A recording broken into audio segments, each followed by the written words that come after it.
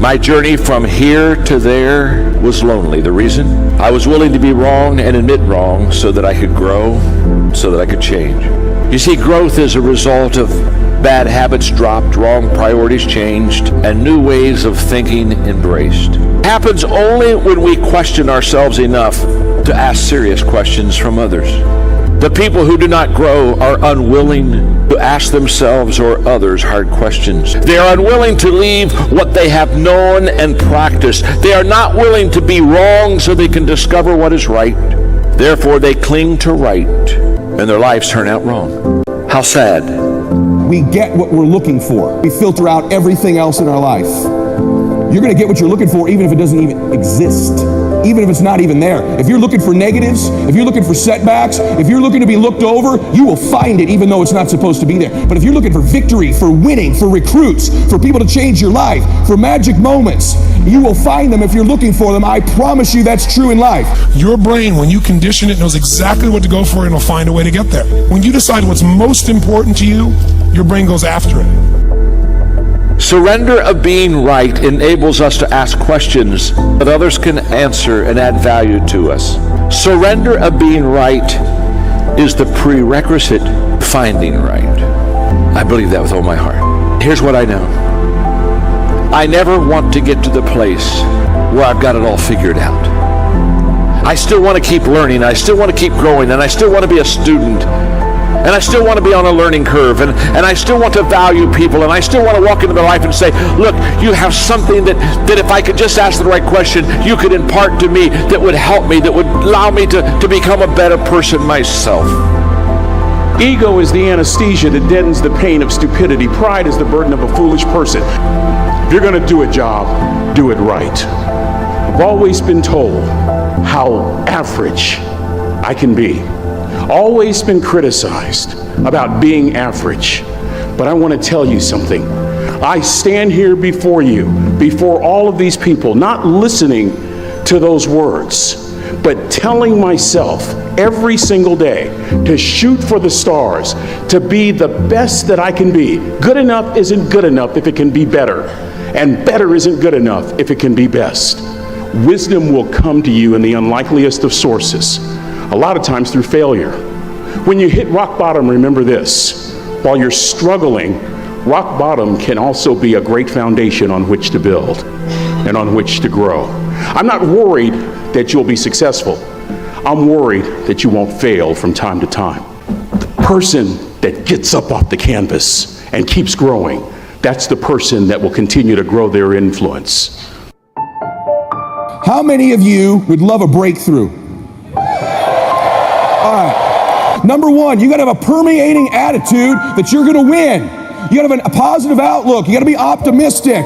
You got to know you're going to win. You got to, right now, you got to say, I'm going to win. I don't mean just this contest. I don't mean the contest. I mean, I'm going to win. I'm going to win. My life is going to win. There's going to be a victorious life here. Because listen to me, the price you pay for losing here is too extreme. You have to carry the burden of failure the rest of your life. You carry that around with you if you fail here. The biggest thing that breaks my heart is you feel the spirit right now, and then when you get back, these dream stealers run into you, and they start to steal your dream, and you quit. You give up. You got to decide I'm going to win. You got to decide that the failure part of carrying failure, you've been exposed to what your life could be. If you fail here, the price is extreme. It's forever. You carry the failure forever. I'm being honest with you. I meet people oftentimes that say, I was in WFG, you really changed my life for this meeting, but. And they put their heads down. They've been carrying it. They carry it. They see these Facebooks and Instagrams and what we're doing. You got to know you're going to win. You got to sell out. Yeah, I'm telling you, you got to become a sellout. You need to sell out. You need to get obsessed. You got to get relentless. You got to be a road dog. You got to get intense. That's what you got to do. There's some dream stealers. You need to look out for these four. I don't want them to happen to you. You ready? Say yes. Dream stealer number one that'll take you out of here. Lack of confidence or faith. Lack of belief. It'll steal your dream. You got to know you're going to win. You got to have some faith. These people sitting around you right now, they're whispering to you, you can do this. I believe it. Just like when you were a little boy.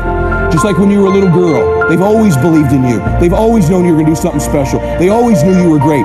You need to know it. You need to take that God that's sitting there with you and those precious souls that have passed, that have always believed in you, and you carry them with you everywhere. They're with you anyway. Acknowledge them. If you don't believe that, honor them. Honor God. Honor these people who believed in you with your magnificent life. Honor them. Don't give in to lack of belief, lack of confidence. Don't ever do that again. Don't do it in WFG or out of WFG. You were made to do something great. You're special. You were made in the image of God. Something awesome's supposed to happen for you. And those of you that have made something awesome happen, something even more awesome's supposed to happen for you. So I have this thing that I've been promoting called No Whining Wednesdays. Wednesday, you cannot whine, complain, or criticize. And people are like, well, what is whining? Whatever you think it is, don't do it. And every time you do it, you have to put a quarter in a jar. If you whine about anything, I can't, I'm tired, why do me, why don't you, why hurt me? Every one of them will cost you a quarter. Or complaining, why do you always, how come they never, cost you a quarter. Then last week I had people send me pictures of their jars of quarters. Oh my God. But what they said to me also was, this was wonderful, because I was never ever aware of how much whining and complaining and criticizing I do. Now I've got mothers doing it with their children. So Wednesday is No Whining Wednesday. We need to practice that. We need to stop whining about what isn't happening, what we don't have, what we can't do, what somebody didn't do. No whining, no complaining, no criticizing. I struggled all through school. The last time I took English class, I got a fail. And my English teacher said I was the weakest writer she ever met in her entire life.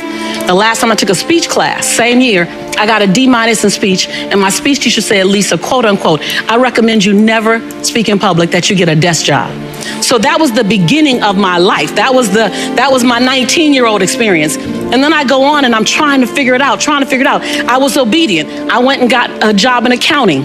I was in the collection department for 7 years. Y'all don't know I'm dangerous to accounting.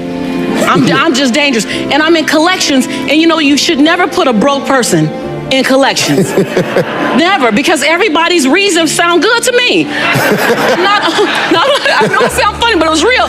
Not only did I say, girl, don't you worry about paying that, I'm gonna take your name off the list. Somebody went to jail because I was I got fired from 5 different jobs. Yeah. And then I got pregnant with my son unexpectedly. And then at 8 months, my son's father went to prison. I had to get on government's assistance to have my baby. I was on WIC, Women, Infant, and Children, to feed my child. And when my son was 8 months old, I went to the ATM to get $20 out the bank because I didn't have any Pampers for him. And in order to get $20 out, you got that $20 in.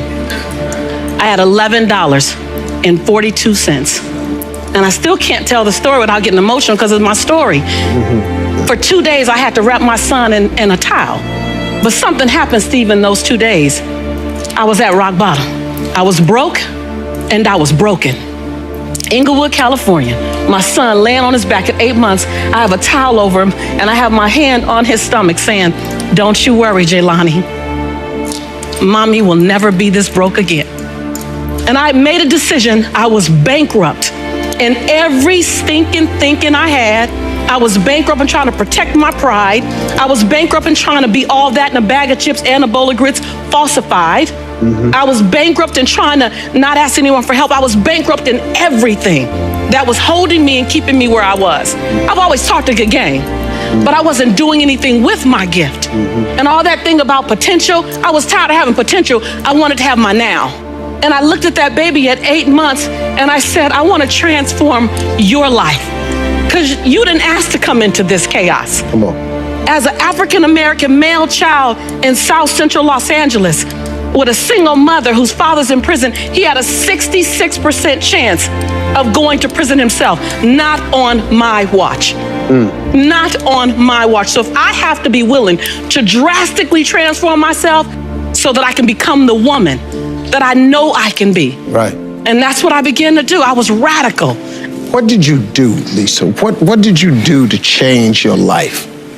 First, I realized I couldn't grow with people who were struggling like me. That whole I don't want to leave nobody behind. No, I don't want to stay with y'all. Right. You don't even want to be here. Yeah. Like, I don't want to be the queen of this block. Yeah. And I became okay with the fact that it doesn't make me any less committed to my community, committed to my culture, committed to my family. The best thing I can do for you is not stay here with you. That's right. When I've got that, I went to places I'd never seen before. I went to conferences where people were talking about money, talking about prosperity, talking about, it was like, no habla español, what y'all talking about? ROIs and PPMs and term agreements and capital fundraising and bottom lines and what is it? I'm gonna stay until I learn what you're talking about. I went to the same conference 42 times. And there I raised $532,000 in capital for my company to start my dream. And my dream was to transform teen lives. I want to teach teens how to fall madly in love with themselves and how to make integrity-based decisions. And I got it funded and I started working. And that was the beginning of me rescuing myself. I realized that I am my rescue. No one else is my rescue. I am my rescue.